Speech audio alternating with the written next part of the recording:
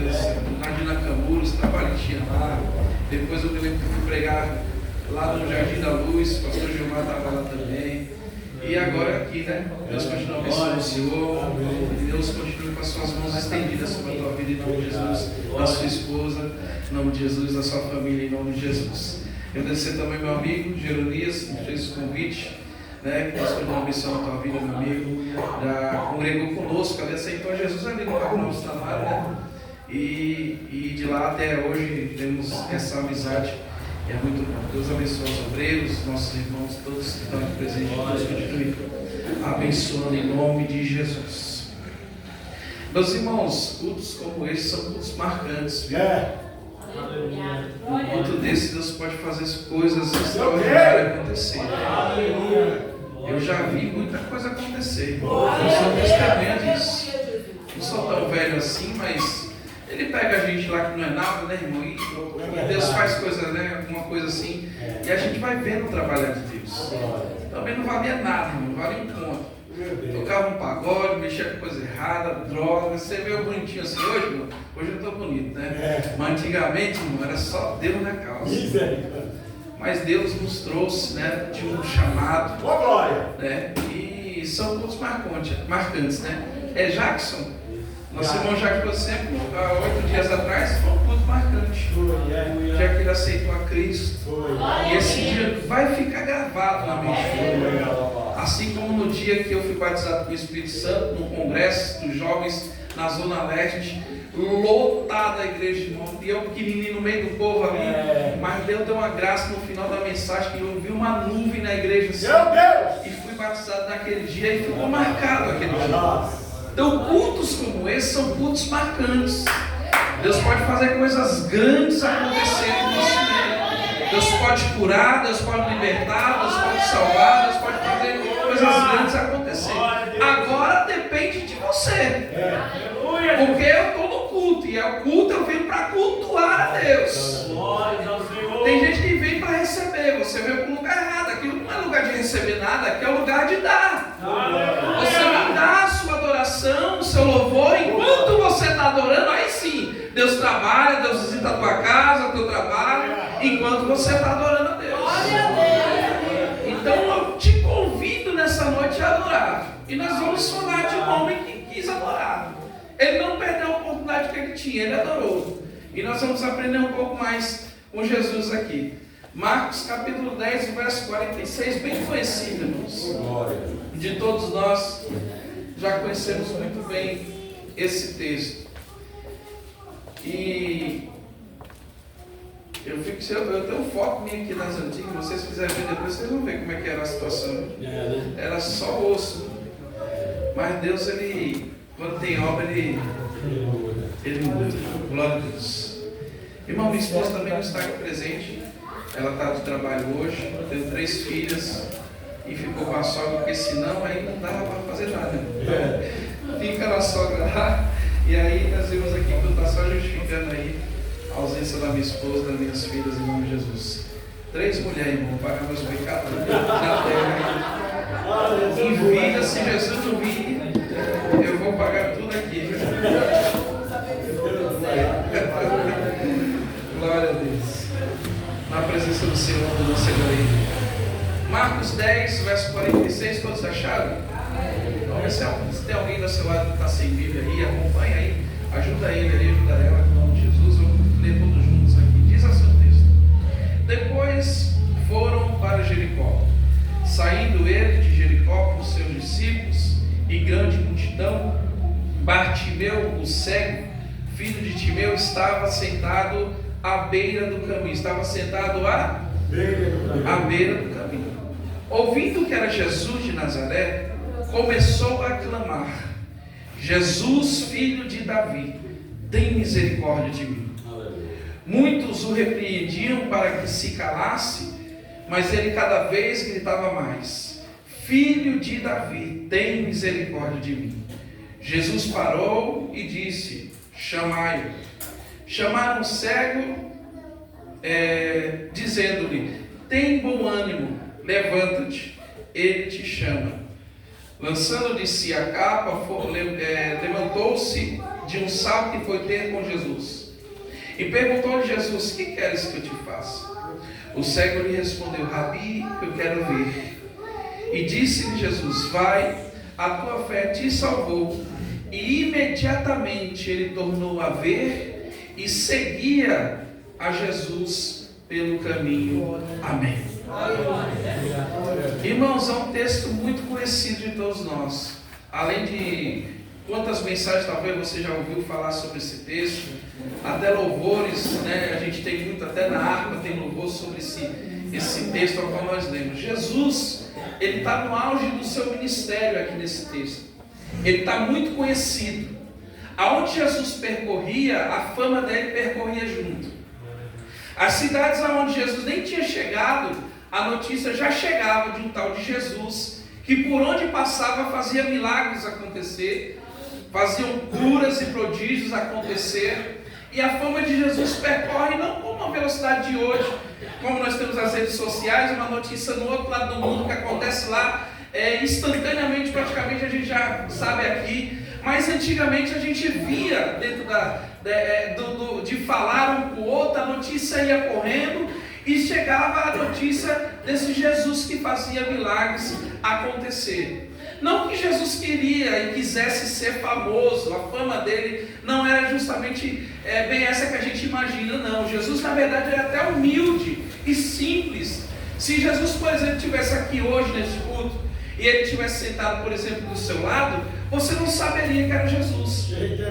E como é que eu conheço a Jesus? Eu conheço a Jesus pelo som da sua voz. Quando Jesus fala, alguma coisa tem que acontecer.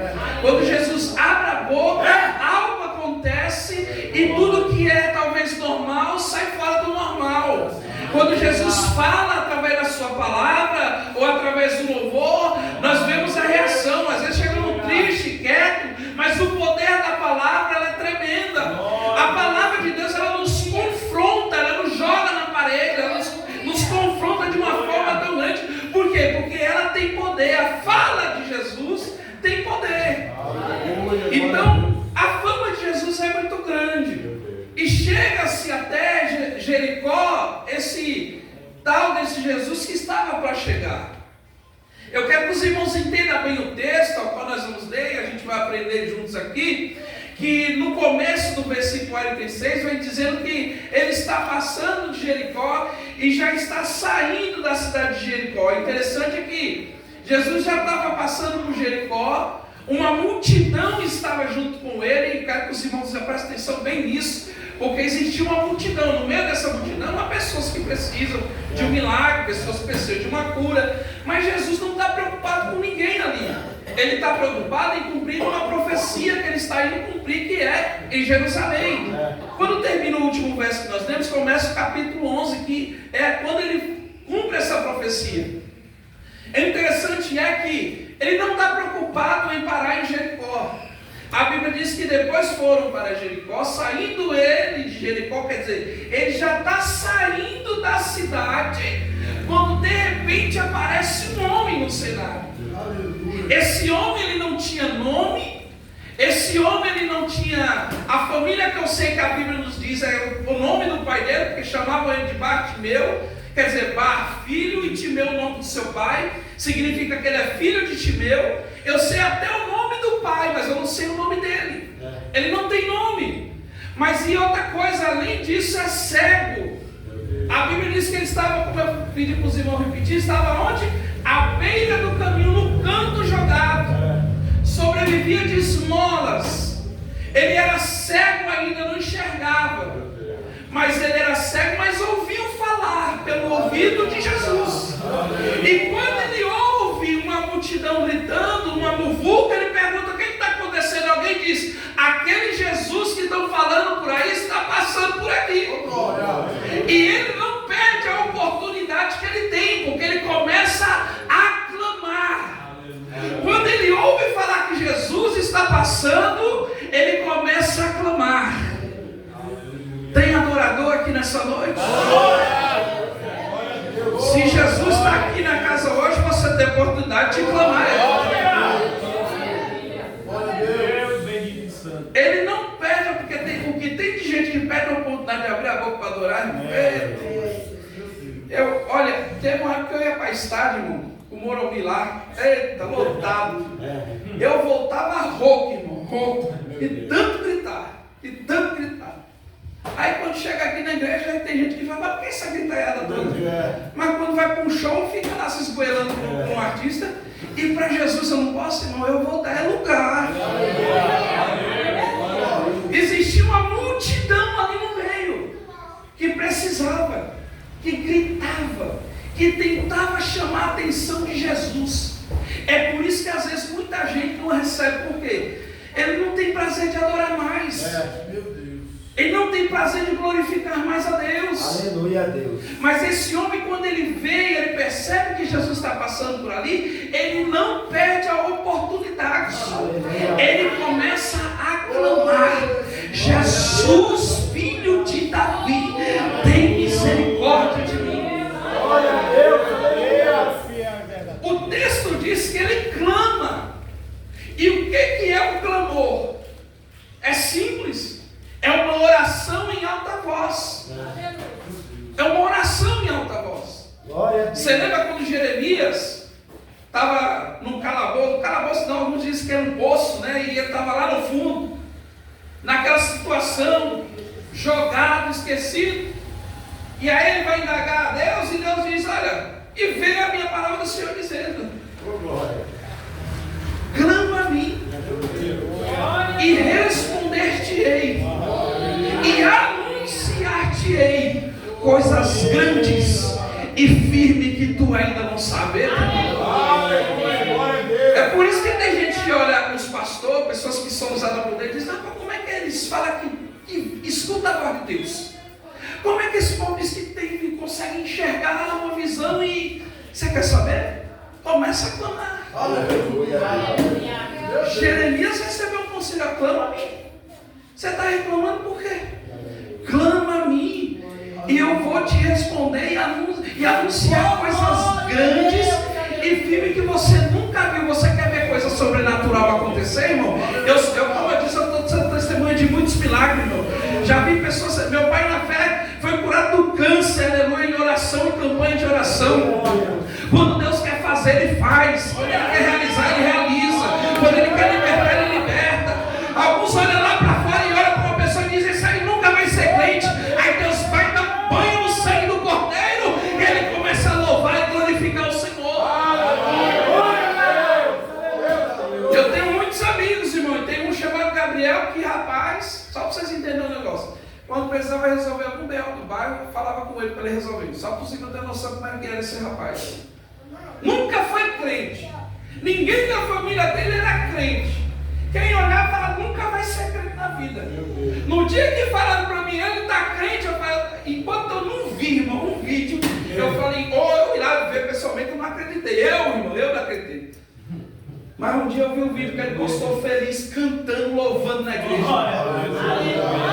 Então Deus, quando quer fazer, Ele faz, irmão. Mas o segredo está aqui, é clamar. Ele não perde a oportunidade.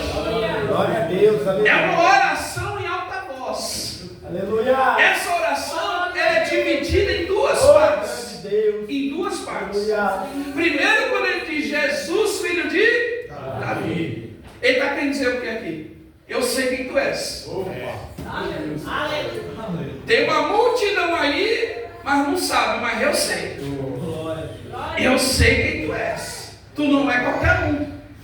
Tu é aquele prometido lá que vinha da linhagem de Davi, que vai libertar a gente, é o Senhor, eu conheço o Senhor. E a segunda parte da oração diz: tem misericórdia. Está querendo dizer o quê? E o Senhor também me conhece. O Senhor sabe o que eu tenho passado aqui. O Senhor sabe o que eu tenho vivido aqui. O Senhor sabe o sofrimento que eu tenho passado aqui. Aleluia, glória a Deus. Mas Ele está clamando. Aleluia. Ele está clamando, irmão. Eu não sei, eu vou te explicar uma coisa. Tem gente que eu não sei. Ele espera alguém dar glória para ele dar glória. Tem gente que eu acho que espera alguém falar em língua estranha para assim que eu arrepio e começar a adorar. Irmão, eu aprendi diferente. Não sei se eu vou ajudar você. Glória a Jesus. Glória a Deus. É dar glória primeiro para sentir. Além da gravidade, a gente conhece. sobe, uma hora desce. Irmão, você quer ser cheio? Começa a abrir a boca. Vai mandando glória para cima, porque uma hora o céu vai abrir, a glória vai descer novamente, vai encher a casa, e você vai dizer: aquele culto marcou mesmo a minha vida, porque eu nunca mais fui o mesmo.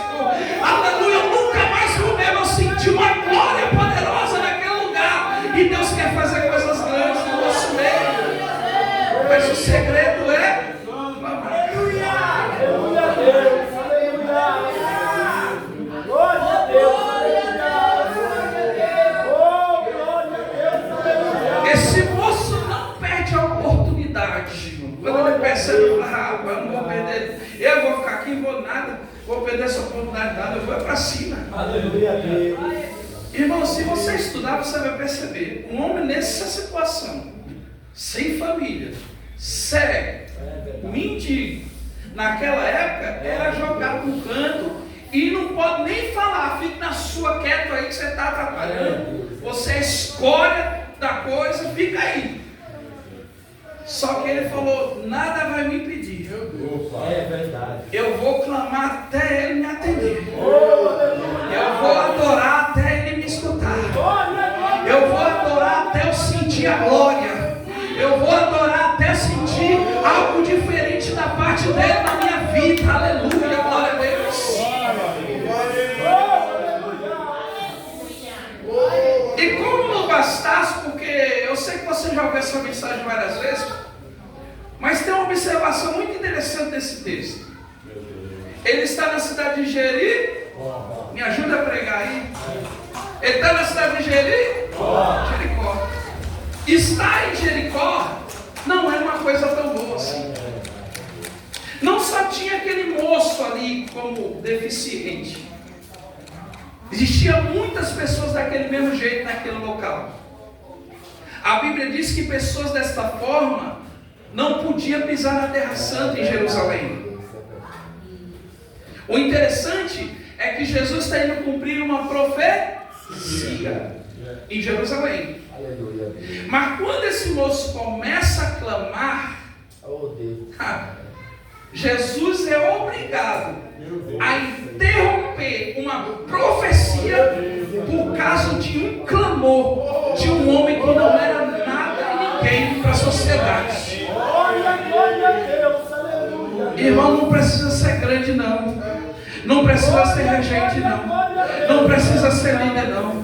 Não precisa ser pastor não. Até porque lá no céu não vai ter pastor. Lá nós somos todos iguais lá em cima. Aleluia, glória a Deus. Deus quer pegar, por isso que ele fala: eu pego os pequenos mesmo para usar. É os pequenos, aquilo que para a sociedade não era nada, ele transforma, aleluia, levanta e faz um grande pregador da palavra. Aleluia a Deus. Ele está em Jericó. E por que está em Jericó não é tão bom assim? Porque o máximo que eles podiam chegar de Jerusalém era ali, Jericó. Essas pessoas ficavam ali, e os viajantes que passavam para Jerusalém davam esmola para eles sobreviver. Então era o máximo que eles podiam ficar. Não pode chegar na Terra Santa. Imagina, às vezes você querer participar daquilo que é santo e você não poder. Você querer pegar no pão cercar, mas você não pode. Como é ruim. Mas a Bíblia diz que ele está ali em Jericó. Jesus não quer saber de Jericó. Por que Jericó é tão ruim assim? Por que Jesus nem queria parar? Ele já estava até saindo. A Bíblia diz isso. Ele já estava saindo da cidade porque ele não queria ficar ali. Aleluia. Estar em Jericó não é uma coisa boa, irmão. E por quê? Você lembra lá atrás? As muralhas de Jericó. Já ouviu esse texto das muralhas de Jericó lá em Josué? Amém. Lembra quando Josué conquista Jericó? A Bíblia diz que ele lança uma palavra de maldição sobre a cidade de Jericó. Josué capítulo 6, o verso 26, se você ler, vai estar lá. Ele lança uma palavra de maldição sobre a cidade de Jericó, dizendo que quem reconstruísse a cidade de Jericó, o seu primogênito iria morrer, e que se as obras chegassem até a porta, os seus outros